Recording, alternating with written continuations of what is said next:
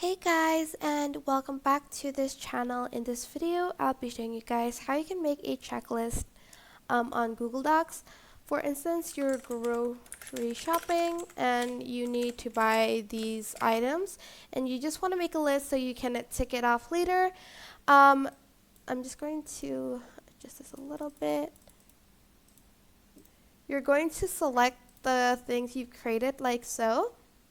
Then after that, you're just going to select checklist or type in Control Shift 9 on your keyboard, and it's going to create a list like so. Once you've already bought those stuff,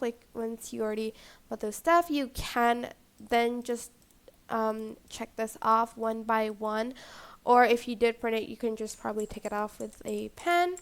But that's pretty much how you can create a checklist on Google Docs.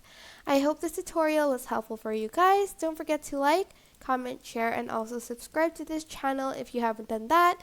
If you have any questions, just leave it in the comment section down below and I will try my best to answer them all. Thank you so much for watching. Bye!